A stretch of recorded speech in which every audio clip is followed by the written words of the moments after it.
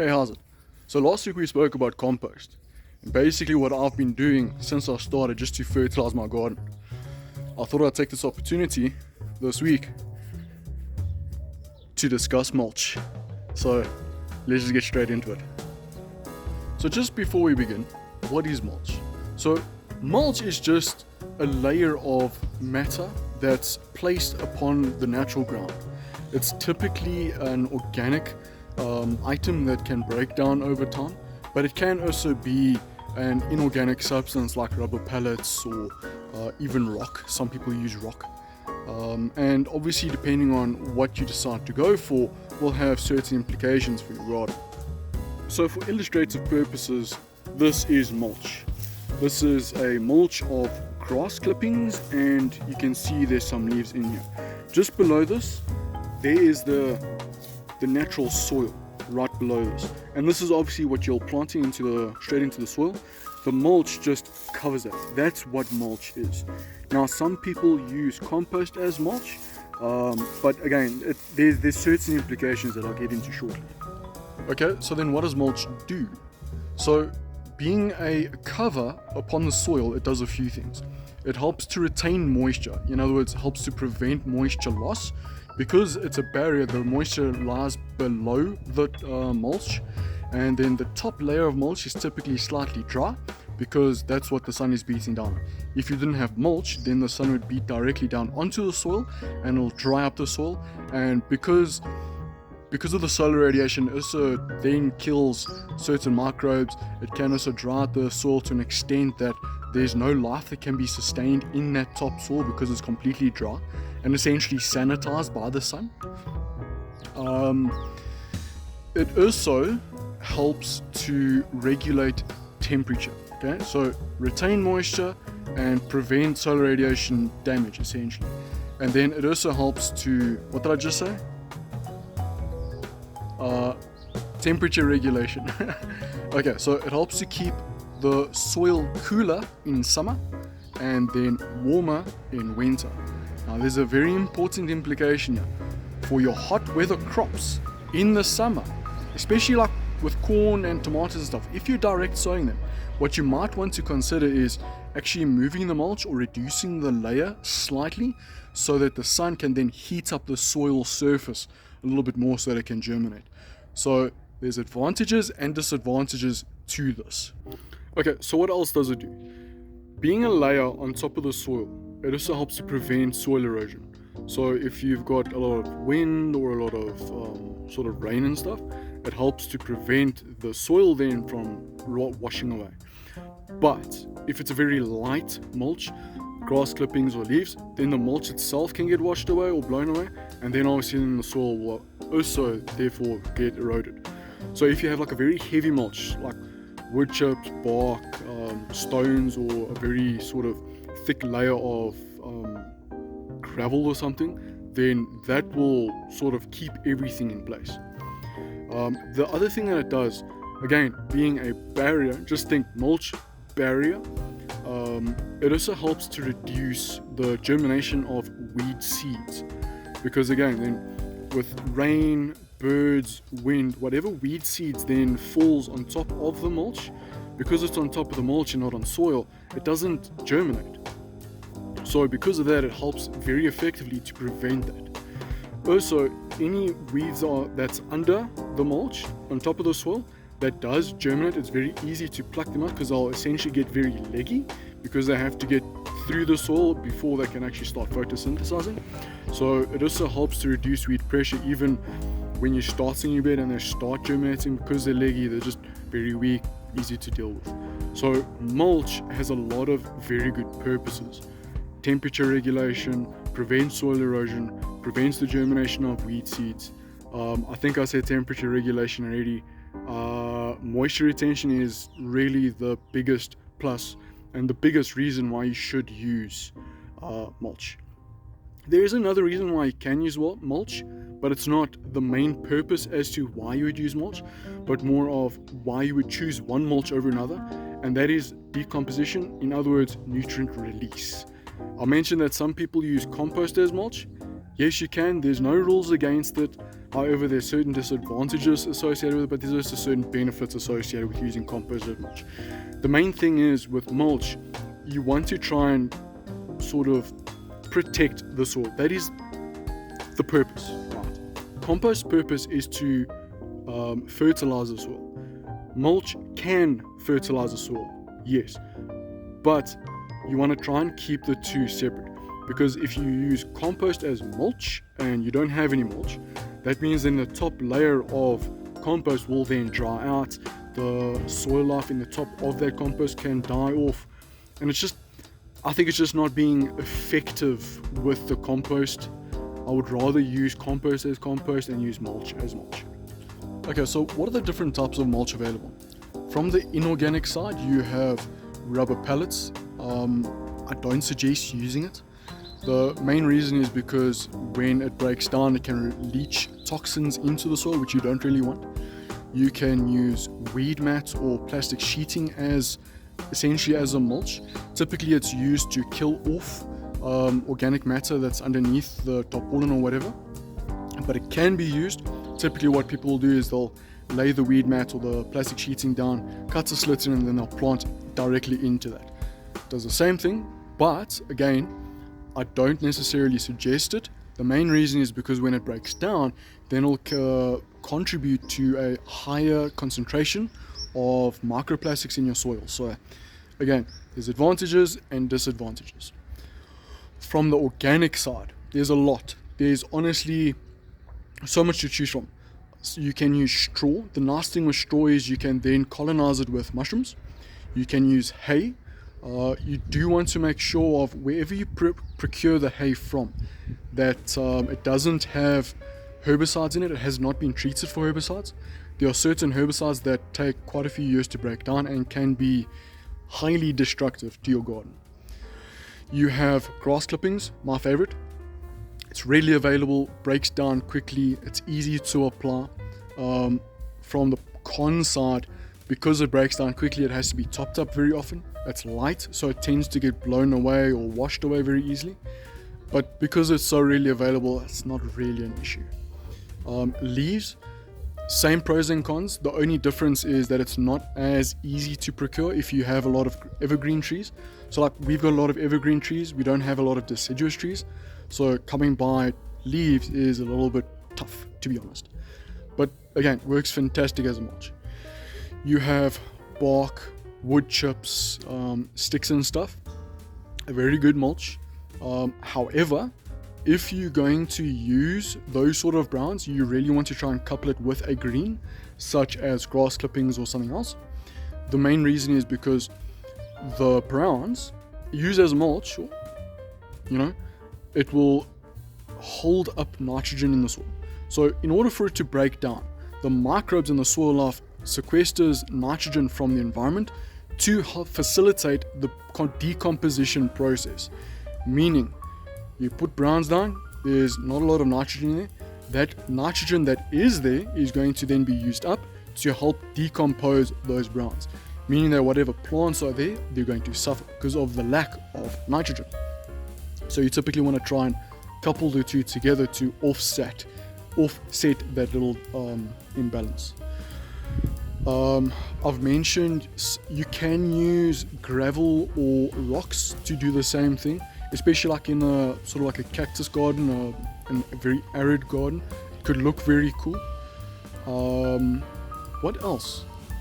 Oh yeah, chop and drop and living mulch. So you can see here I've got a combination of grass and leaves, and then just across here again grass and leaves, and you can see I'm starting to drop some of the butternut vines, and that'll happen all the way through the garden. It's just to help again put a nitrogen source in with the browns.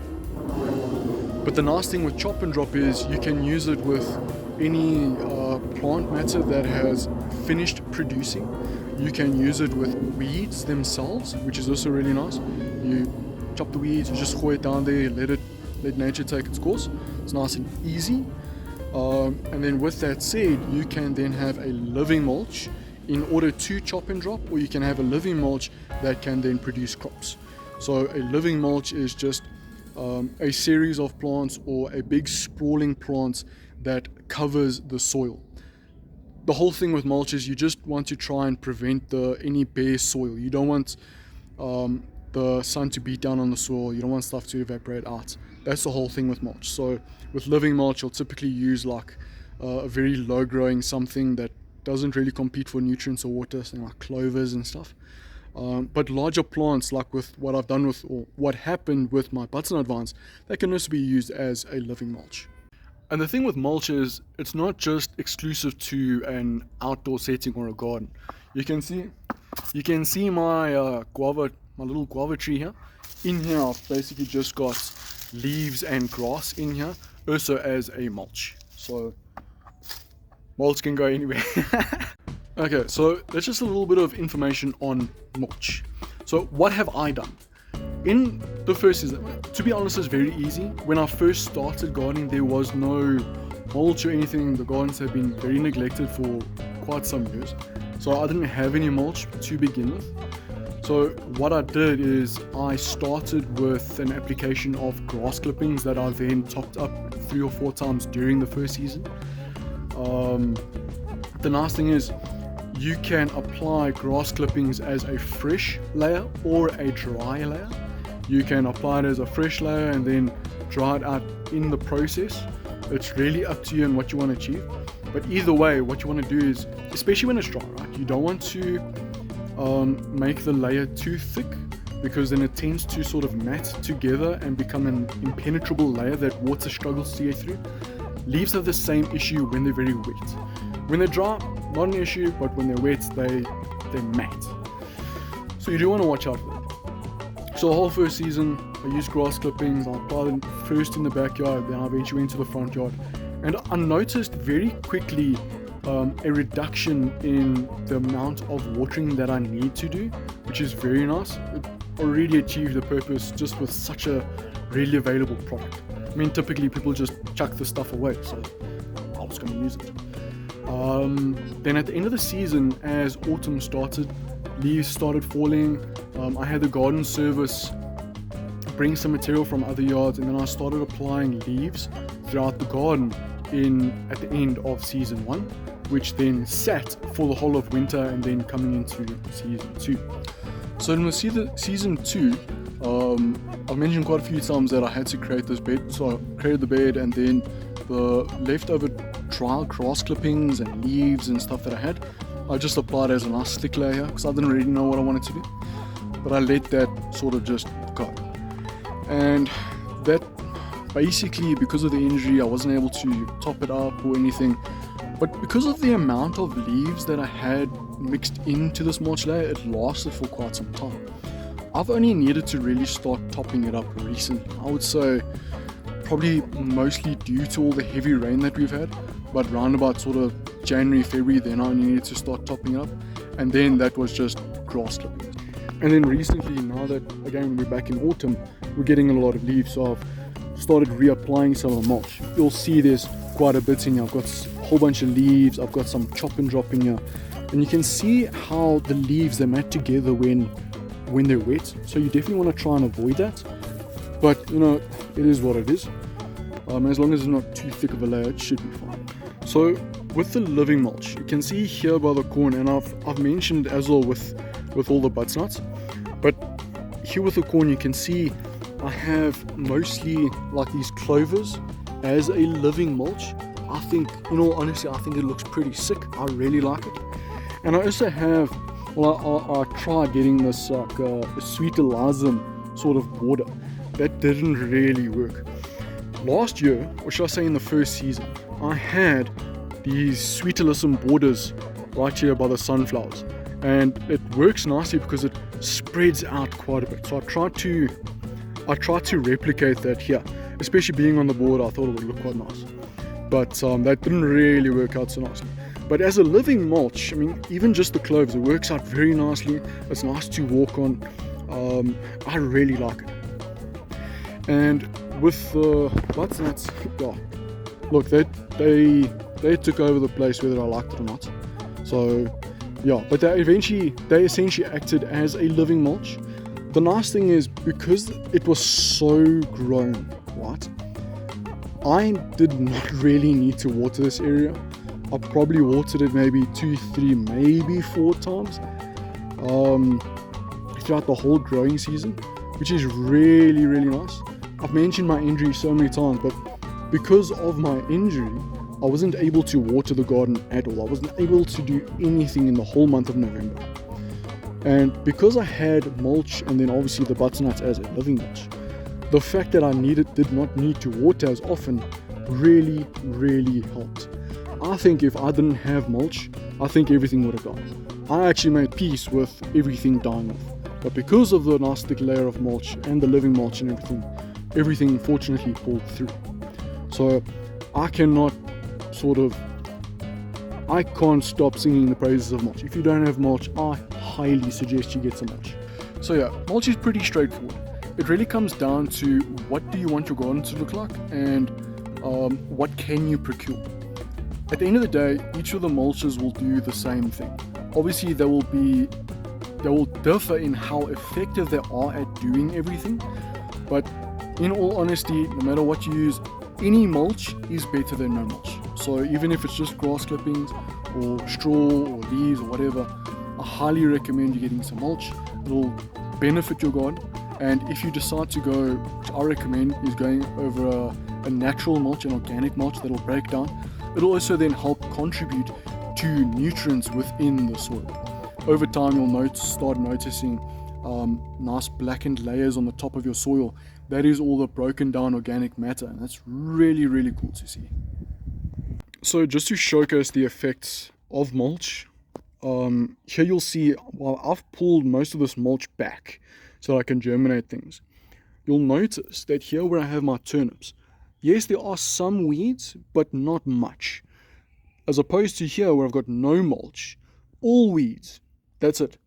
And then here, as a living mulch example, these are all radishes. Because they're nice and close together, you'll see that, yeah, there are some weeds and stuff in here, but they're so small, right? They're easy to deal with. There's not nearly as much as over there, for example. So these radishes, because they're so close, it's actually a very good living mulch. So that's what I've done with regards to mulch. So what have I found? I've mentioned that in the first season, as soon as I started applying the grass mulch layers, I already noticed an effect on the amount of watering that I needed to do. Initially, I had to water the garden like every day just to keep everything alive and from drooping. But as I started applying the mulch, as I started applying thicker layers of mulch, and especially now in the second season, now that I've got a sort of a grass slash leaf mulch going on, I don't have to water the garden nearly as much. These days, I'm watering like on Tuesdays and Thursdays, and that's pretty much it. When it's very hot, then I'll water on a Saturday as well, but it's really in the hottest parts of summer.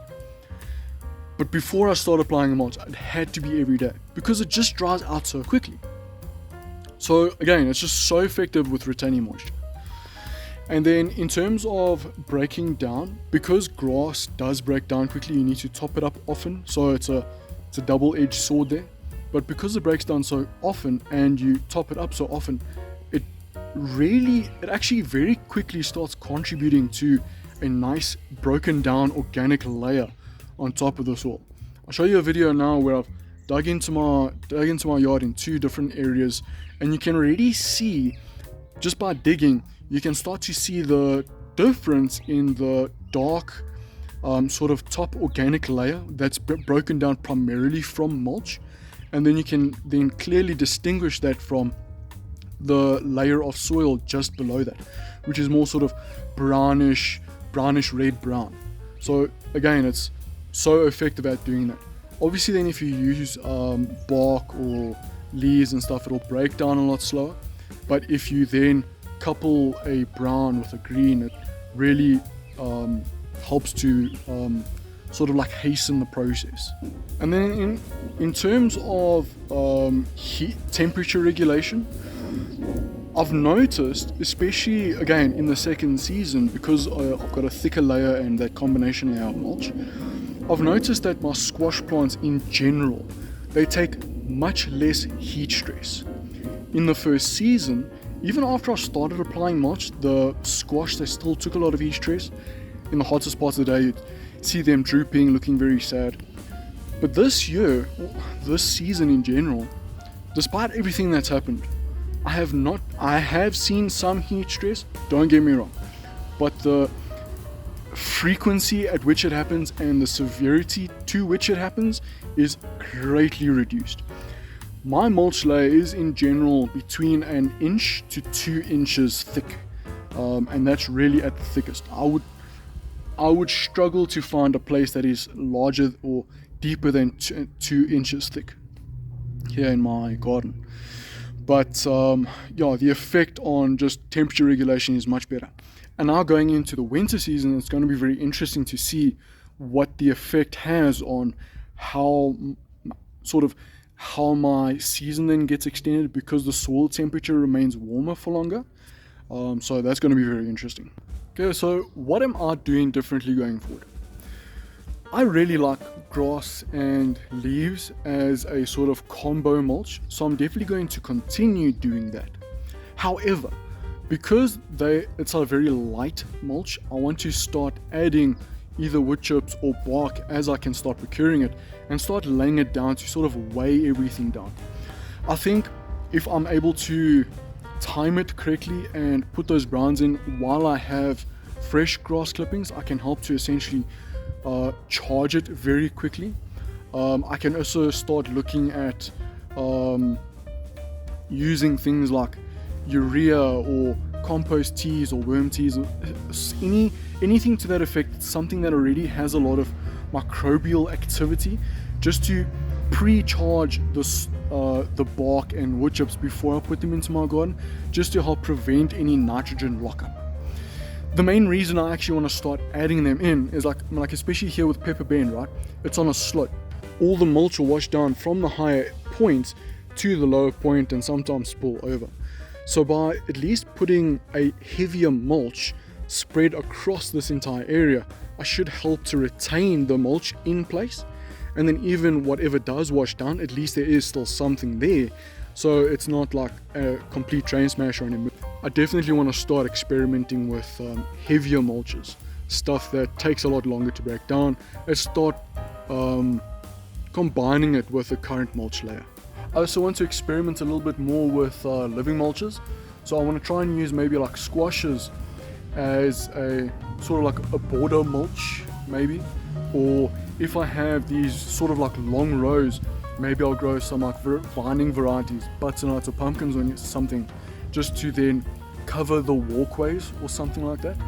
I really want to try and experiment a little bit with living mulches. You can see I've got a lot of sweet potato, beans, and then here I have lettuces, marigolds, herbs.